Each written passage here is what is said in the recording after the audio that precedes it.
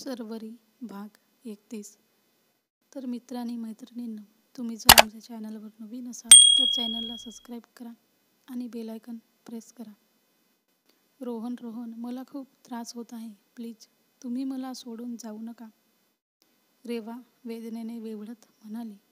मध्यरात्री 1च्या दरम्यान तिला प्रसूतीकडे यायला सुरुवात झाली होती.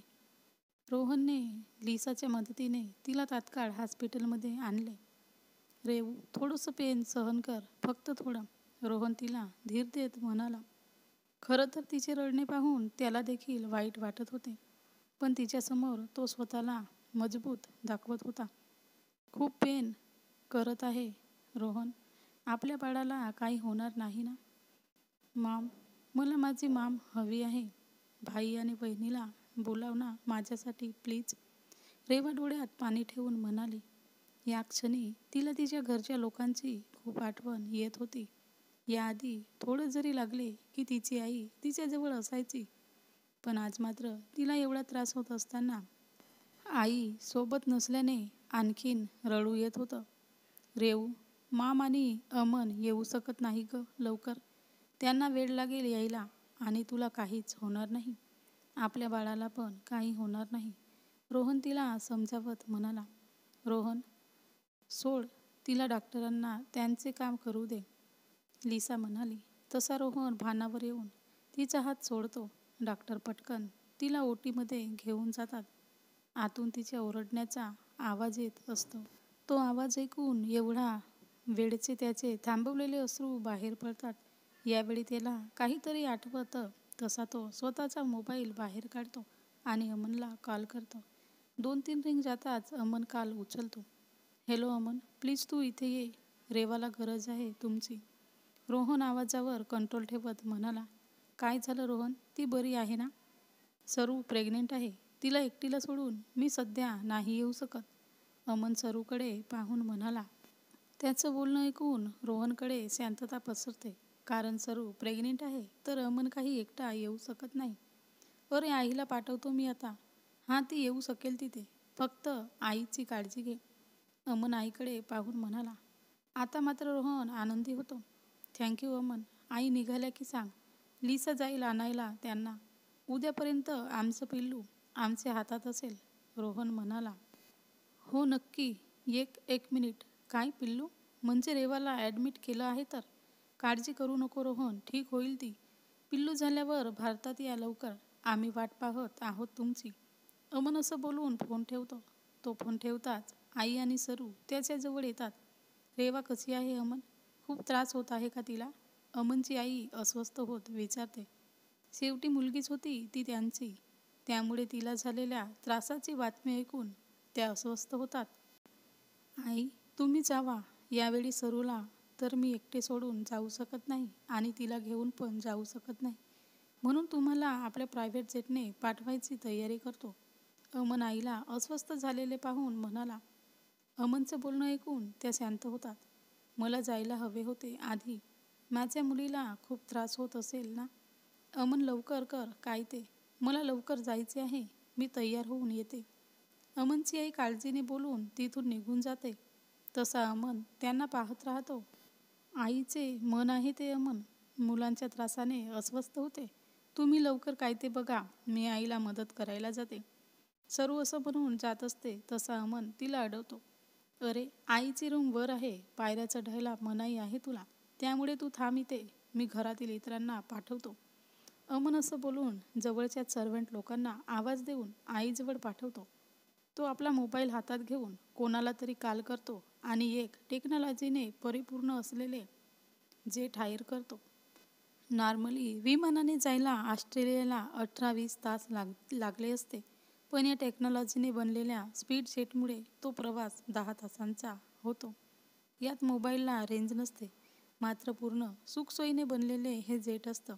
त्या जेटमध्ये एखाद्या घराप्रमाणे सुविधा मिळते. यावेळी अमनला तेच उत्तम दिसत असल्याने तो तेच जेट हायर करतो.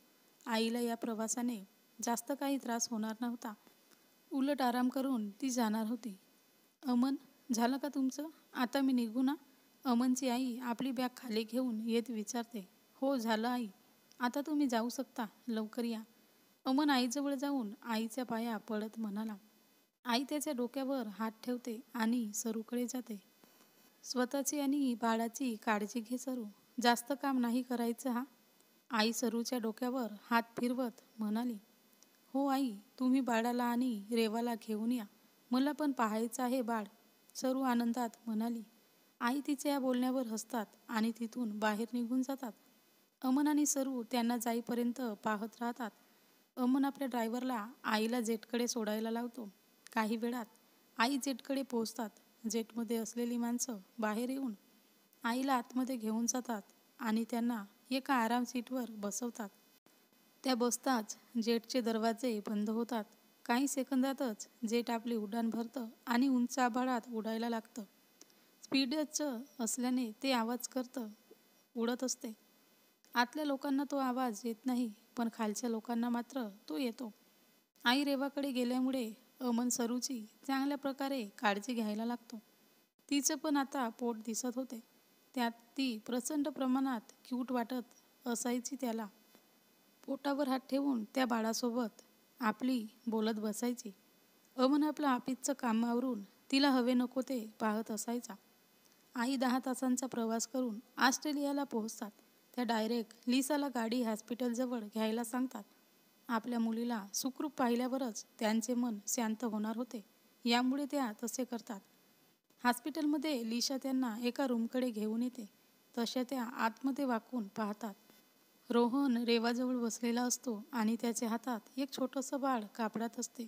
रेवा त्या बाळाला आणि रोहनला आनंदाने पाहत असते. रोहन त्या बाळासोबत हसूनच बोलत असतो आणि ते बाळ त्याच्या छोट्या डोळ्यांनी त्याला पाहत असते. ते दृश्य पाहून आईला बरे वाटते. आपल्या मुलीचे असेच काहीसे स्वप्न त्यांनी पाहिली होती, पण तिच्या कृत्याने ते आता पूर्ण होणार नाही याचे दुःख त्यांना जास्त वाटत असायचे. मात्र रोहनचं त्या बाळाप्रतीचे प्रेम पाहून त्यांना समाधान वाटते. एक परफेक्ट फॅमिली वाटत होती ती त्यांना. आई, रेवाची नजर त्या दिशेला जाताच ती भरल्या डोळ्यांनी म्हणाली. तिचा आवाज ऐकून त्या देखील भानावर येऊन तिला पाहतात. कितीही मन कठोर केलं तरीही आईचे मन होते ते, त्यामुळे शेवटी विरघळतेच ते. तिचा आवाज ऐकून आई तिच्या दिशेला जाते आणि तिला पटकन आपल्या मिठीत घेते. आईने असं मिठीत घेतलेले पाहून रेवाला रडूच येतं. ती ढसाढसा आईच्या मिठीत राहून रडायला लागते. तिचं रडणे पाहून आईला देखील रडू येतं.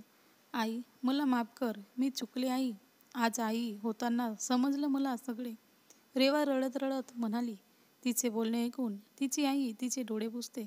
रेवा, तुला चूक कळली ना, यातच सगळे आले. बस बस, आता जास्त नको रडू, नाहीतर बाळ म्हणेल ही आजी माझ्या आईला खूप रडवते म्हणून. आई बाळाकडे पाहून काहीशी हसून म्हणाली.